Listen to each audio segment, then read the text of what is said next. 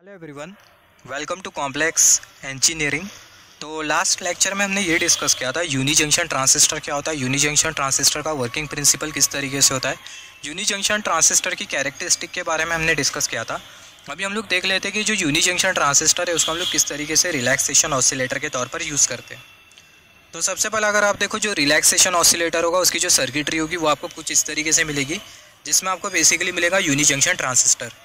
तो यहाँ पर हमने कंसिडर कर लिया यूनी जंक्शन ट्रांजिस्टर। यहाँ पर ये B2 बेस टर्मिनल, यहाँ पर ये B1 बेस टर्मिनल, यहाँ पर ये एमीटर टर्मिनल, यहाँ पर ये लगा होता है कैपेसिटर, यहाँ पर ये R1 रेसिस्टेंस होता है, वेरिएबल रेसिस्टेंस होता है।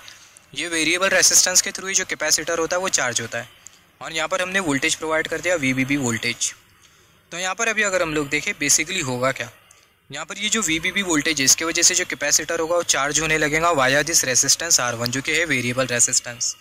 तो यहाँ पर अगर आप कुछ पॉइंट नोट करो तो सबसे पहला पॉइंट अगर हम लोग देखें capacitor will charge through the resistance R1। जो कैपेसिटर है वो चार्ज होने लगेगा वेरिएबल रेसिस्टेंस R1 के थ्रू। और यहाँ पर अगर हम लोग देखें जो चार्जिंग टाइम होगा कैपेसिटर का वो ज़्यादा होगा। Similarly discharging time of capacitor is less. Capacitor जब चार्ज हो रहा है तो ऑब्वियसली जो कैपेसिटर है वो डिस्चार्ज भी होगा, तो जो कैपेसिटर का जो डिस्चार्जिंग टाइम होगा वो कम होगा। जब कैपेसिटर डिस्चार्ज होगा तो जो UJT है वो टर्न ऑन हो जाएगा। तो जब UJT टर्न ऑन हो जाता है तो हमें पता है UJT का जो रेसिस्टेंस होता है ये हमने UJT के वर्किंग प्रिंसिपल में देखा था। जब UJT टर्न ऑन हो जाता है, unijunction transistor turn on हो जाता है, तो यूनी जंक्शन ट्रांजिस्टर में से करंट फ्लो होने लगता है। करंट फ्लो होने की वजह से यूनी जंक्शन ट्रांजिस्टर है उसका जो रेसिस्टेंस है वो कम हो जाता है। रेसिस्टेंस कम होने की वजह से high amount of current flow होगा। High amount of current flow होने की वजह से जो कैपेसिटर है वो जल्दी से डिस्चार्ज हो जाएगा। तो यहाँ पर अगर हम लोग देखें discharging time of capacitor is less. जो कैपेसिटर का जो डिस्चार्जिंग टाइम होगा कम से कम होगा, because when UJT turns on then resistance will get decrease. जो UJT का जो रेसिस्टेंस है वो डिक्रीज कर जाएगा, and high amount of current will flow which decrease the discharging time. और high amount of current flow होगा जिसकी वजह से होगा क्या, जो UJT है उसका जो डिस्चार्जिंग टाइम होगा वो डिक्रीज कर जाएगा। तो यहाँ पर अगर हम लोग वेव फॉर्म कंसिडर करें UJT के लिए, तो जो UJT की जो वेव फॉर्म होगी वो हमें कुछ इस तरीके से मिलेगी। यहाँ पर ये जो वाई एक्सिस है वो हमें क्या इंडिकेट कर रहा है, जो वाई एक्सिस है वो हमें इंडिकेट कर रहा है कलेक्टर वोल्टेज। और यहाँ पर ये जो एक्स एक्सिस है वो हमें क्या इंडिकेट कर रहा है, एक्स एक्सिस हमें इंडिकेट कर रहा है टाइम। यहाँ पर अगर हम लोग देखें पर्टिकुलर पॉइंट पर हमें जो वोल्टेज जो मिलेगा इसको हम लोग बोल सकते हैं वैल्यू वोल्टेज। या पर्टिकुलर पॉइंट पर हमें जो वोल्टेज जो मिलेगा इसको हम लोग बोल सकते हैं वैल्यू वोल्टेज ऑफ UJT। तो यहाँ पर हमें मिल गया वैल्यू वोल्टेज ऑफ UJT, और ये पर्टिकुलर पॉइंट पर हमें जो वोल्टेज जो मिलेगा इसको हम लोग बेसिकली बोलते हैं पीक पॉइंट वोल्टेज। तो यहाँ पर ये पीक पॉइंट वोल्टेज हमने कंसिडर किया। तो यहाँ पर अगर हम लोग देखें जैसे कि हमने डिस्कस किया था, जो कैपेसिटर होगा वो चार्ज होने लगेगा थ्रू दिस बैटरी। और मान लेते हैं कैपेसिटर के ये वाले प्लेट पर पॉजिटिव चार्ज एक्यूमुलेट हो रहा है और ये वाले प्लेट पर नेगेटिव चार्ज एक्यूमुलेट हो रहा है। और ये जो कैपेसिटर के अक्रॉस जो वोल्टेज है उसको हमने कंसिडर कर लिया VC।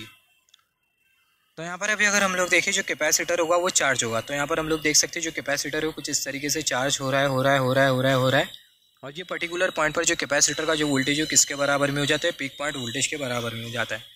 तो जब कैपेसिटर का वोल्टेज पीक पॉइंट वोल्टेज के बराबर में हो जाएगा तो जो कैपेसिटर है वो डिस्चार्ज हो जाएगा। तो जब कैपेसिटर डिस्चार्ज होगा तो ये लूप में करंट फ्लो होने लगेगा, और वो जो करंट है वो ये एमीटर के थ्रू फ्लो होगा। और यहाँ पर ये जो UJT है वो क्या हो जाएगा, टर्न ऑन हो जाएगा, और जो UJT है वो कंडक्ट करना चालू कर देगा। यहाँ पर अगर हम लोग देखें जो कैपेसिटर है वो यहाँ से यहाँ तक के कुछ इस तरीके से डिस्चार्ज हो रहा है। यहाँ से यहाँ तक के जो कैपेसिटर है वो डिस्चार्ज हो रहा है। तो इसका मतलब ये पर्टिकुलर पॉइंट से ये पर्टिकुलर पॉइंट तक के जो UJT होगा वो ऑन स्टेट में रहेगा। फिर अगेन जब कैपेसिटर का वोल्टेज किसके बराबर में हो जाएगा, वैल्यू वोल्टेज के बराबर में हो जाएगा, तो अगेन जो कैपेसिटर होगा वो चार्ज होने लगेगा। तो जो कैपेसिटर है कुछ इस तरीके से चार्ज होने लगेगा। और ये पर्टिकुलर पॉइंट पर अगेन जो कैपेसिटर का जो वोल्टेज होगा वो किसके बराबर में हो जाएगा, पीक वोल्टेज के बराबर में हो जाएगा। जैसे कैपेसिटर का वोल्टेज पीक वोल्टेज के बराबर में हो जाएगा, कैपेसिटर डिस्चार्ज हो जाएगा UJT के थ्रू, और unijunction transistor turn on हो जाएगा। और यहाँ पर ये वाले लूप में कुछ इस तरीके से करंट फ्लो होने लगेगा क्लॉकवाइज डायरेक्शन में। तो यहाँ पर अगर हम लोग देखें जो यूनी जंक्शन ट्रांजिस्टर है वो क्या हो जाएगा, टर्न ऑन हो जाएगा। तो जब unijunction transistor turn on हो जाएगा तो बेसिकली होगा क्या, यूनी जंक्शन ट्रांजिस्टर के थ्रू करंट फ्लो होने लगेगा। तो यहाँ पर अगर हम लोग देखें यहाँ से यहाँ तक के जो कैपेसिटर है कुछ इस तरीके से डिस्चार्ज हो रहा है, तो ये पर्टिकुलर पॉइंट से पर्टिकुलर पॉइंट तक के जो यूनी जंक्शन ट्रांजिस्टर होगा वो ऑन स्टेट में रहेगा। तो यहाँ पर बहुत अच्छी क्लियर है, जब कैपेसिटर चार्ज होता है तो ऐसे केस में जो यूनी जंक्शन ट्रांजिस्टर है वो ऑफ स्टेट में रहता है। जब कैपेसिटर डिस्चार्ज होता है तो unijunction transistor on state में आ जाता है। जब कैपेसिटर चार्ज होता है तो unijunction transistor off state में आ जाता है।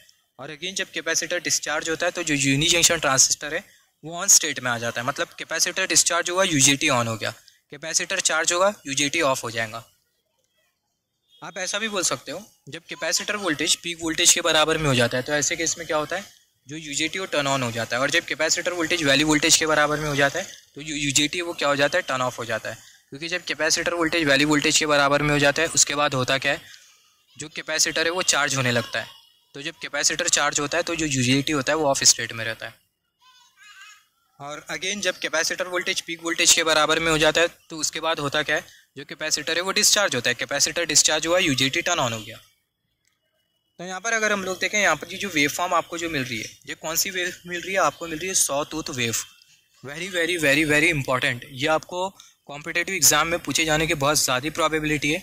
जब हम लोग यूजेटी को रिलैक्सेशन ऑसिलेटर के तौर पर यूज़ करते हैं तो हमें जो वेव फॉर्म जो मिलती है वो कौन सी वेव फॉर्म मिलती है, तो आपको 4 ऑप्शन दे दिया जाएगा, saw tooth wave, sine wave, cosine wave या फिर स्क्वायर वेव। तो आपको क्या पुट करना होगा, आपको पुट करना होगा सॉ टूथ वेव। तो यहाँ पर ये जो वेव है वो कौन सी वेव है, सॉ टूथ वेव। यहाँ पर अगर हम लोग देखें, यहाँ पर ये जो यूजेटी है वो रिलैक्सेशन ऑसिलेटर के तौर पर काम कर रहा है।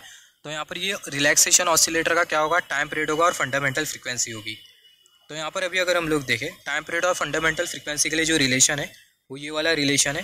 फ्रीक्वेंसी के लिए जो रिलेशन आपको जो मिलेगा, when UJT is use as a relaxation oscillator, तो फ्रीक्वेंसी के लिए आपको जो रिलेशन मिलता है वो ये वाला रिलेशन मिलता है। नोट डाउन कर लो, एमसीक्यू में आ सकता है। और टाइम पीरियड के लिए ये वाला इक्वेशन मिलता है, नोट डाउन कर लो, एमसीक्यू में अगेन आ सकता है। तो फ्रीक्वेंसी के लिए जो रिलेशन होता है वो होता है, आप अगर टाइम पीरियड का रिलेशन अगर याद कर लो तो काफ़ी है, फ्रीक्वेंसी का आप खुद ब खुद लिख दोगे क्योंकि हमें पता है फ्रीक्वेंसी 1/t है। तो यहाँ पर टाइम पीरियड का जो रिलेशन होता है वो होता है R1c log of 1/1 - eta to the base c। तो ये टाइम पीरियड का रिलेशन होता है, इक्वेशन फॉर टाइम पीरियड। अगर आप इक्वेशन कंसिडर करो फ्रीक्वेंसी के लिए, तो जो फ्रीक्वेंसी होती है वो होती है 1/t। टी की जगह आपको क्या पुट करना है, ये वाला पूरा relation R1c log of 1/1 - eta to the base c। तो यहाँ पर ये दोनों इक्वेशन आप अगर मेमोराइज करो तो अच्छा है। अगर आपको इसका प्रूफ चाहिए तो उसको हम लोग प्रूफ भी कर देते हैं। आपको प्रूफ करने की इतनी ज़रूरत नहीं है, सिर्फ आप ये इतना सी रिलेशन याद कर लो, मेमोराइज़ कर लो, जो कि आसान सी चीज़ है, तो आपका काम बन जाएगा। अगर आप इसका प्रूफ देखना चाहते हो तो देख लो। हमें पता है जो कैपेसिटर का जो वोल्टेज होता है बराबर में होता है सप्लाई वोल्टेज 1 - e⁻⁻t डिनोमिनेटर में RC। तो ये इक्वेशन कहाँ से आया, इसको अगर आपको डिटेल में समझना इंटरेस्टेड हो तो TC circuit and network analysis playlist है, उसमें लास्ट में 3-4 वीडियो जिसमें हमने डिस्कस किया डिस्चार्जिंग ऑफ कैपेसिटर। तो जब आप कॉन्सेप्ट समझोगे तो आपको ये इक्वेशन के बारे में समझ में आ जाएगा। यहाँ पर अगर हम लोग देखें, जो पीक वोल्टेज होता है वो किसके बराबर में होता है, जो पीक वोल्टेज होता है, हम लोग जब यूजेटी पढ़ रहे थे तब हमने ये डिस्कस किया था, ये पर्टिकुलर पॉइंट से ये पर्टिकुलर पॉइंट तक के जो वोल्टेज होता है वो होता है ईटा VBB प्लस VD। हमने डिस्कस किया था यहाँ से यहाँ तक के हमें जो वोल्टेज जो मिलता है, यहाँ से यहाँ तक ये पर्टिकुलर पॉइंट कर्सर की टिप, यहाँ से यहाँ तक की जो वोल्टेज हमें जो मिलता है वो मिलता है ईटा VBB। फिर अगेन ये पर्टिकुलर पॉइंट आपको जो दिखाई दे रहा है, पर्टिकुलर पॉइंट से पीक पॉइंट तक की जो वोल्टेज हमें जो मिलता है वो हमें मिलता है VD। तो यहाँ से आप बोल सकते हो पर्टिकुलर पॉइंट से पर्टिकुलर पॉइंट पीक पॉइंट तक के आपको जो वोल्टेज जो मिलेगा वो मिलेगा ईटा VBB प्लस VD। तो आप बोल सकते हो जो पीक वोल्टेज होता है वो बराबर में होता है ईटा VBB प्लस VD। ये VD को आप नेगलेक्ट भी कर सकते हो, तो जो पीक वोल्टेज होगा वो बराबर में होगा ईटा VBB के। यहाँ पर अगर हम लोग देखें, जब कैपेसिटर डिस्चार्ज होता है, हमने डिस्कस किया था जब कैपेसिटर का वोल्टेज पीक वोल्टेज के बराबर में हो जाता है। जब कैपेसिटर का वोल्टेज पीक वोल्टेज के बराबर में हो जाता है तो होता क्या है, जो कैपेसिटर है वो डिस्चार्ज हो जाता है। जब कैपेसिटर डिस्चार्ज होता है तो जो यूजेटी है वो क्या हो जाता है, टर्न ऑन हो जाता है। तो यहाँ पर अभी अगर हम लोग देखें, जब कैपेसिटर डिस्चार्ज होता है तो कैपेसिटर वोल्टेज पीक वोल्टेज के बराबर में हो जाता है। या फिर हम लोग बोल सकते हैं जब कैपेसिटर वोल्टेज पीक वोल्टेज के बराबर में हो जाता है तो कैपेसिटर की डिस्चार्जिंग शुरू हो जाती है। तो यहाँ पर ये जो कैपेसिटर का जो वोल्टेज है उसकी जगह क्या पुट कर सकते हैं, VBB 1 - e⁻⁻t RC। तो आपको मिल जाएगा VBB 1 - e⁻⁻t डिनोमिनेटर में RC इक्वल टू की sign as it is VP की जगह क्या पुट कर सकते हैं, ईटा VBB। तो यहाँ पर हमने कंसिडर कर लिया ईटा VBB। यहाँ से VBB कैंसल, आपको मिल जाएगा eta is equal to 1 - e⁻⁻t और डिनोमिनेटर में R1c। इसको आप फर्दर अरेंज करके लिख सकते हो e⁻⁻t डिनोमिनेटर में R1c इज इक्वल टू 1 - ईटा। यहाँ पर अगर हम लोग देखें, जो R है, R के बदले हमने कंसिडर कर लिया R1c। अगर आप R1c नहीं भी कंसिडर करो तो भी चलेगा। यहाँ पर अगर हम लोग दोनों साइड अगर लॉग ले तो हमें क्या मिल जाएगा, हमें मिल जाएगा लॉग ऑफ e⁻⁻t डिनोमिनेटर में R1c to the base c equal to की sign log of 1 - eta to the base c। यहाँ पर आप इसको अरेंज करके लिख सकते हो -t डिनोमिनेटर में R1c log of e to the base e equal to की sign log of 1 minus eta to the base e.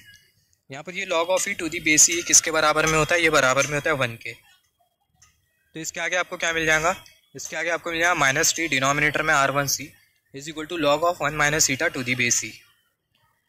यहाँ पर आप देखो, आप इसको अगर मल्टीप्लाई करो, दोनों साइड को अगर आप -1 से मल्टीप्लाई करो तो आपको क्या मिल जाएगा t, और यहाँ पर ये जो r1c है उसको इक्वल टू के राइट हैंड साइड में r1c log of 1/1 minus eta to the base e. तो यहाँ पर ये इक्वेशन आपको किसके लिए मिल गया, टाइम पीरियड के लिए आपको इक्वेशन मिल गया। तो टाइम पीरियड के लिए जो इक्वेशन है वो है r1c log of 1/1 minus eta to the base e.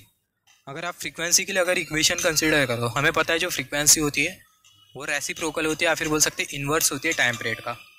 तो जो फ्रीक्वेंसी होती है वो होती है 1/t। तो t की जगह आपको क्या पुट करना है, r1c log of 1/1 minus eta to the base e. तो r1c log of 1/1 minus eta to the base E.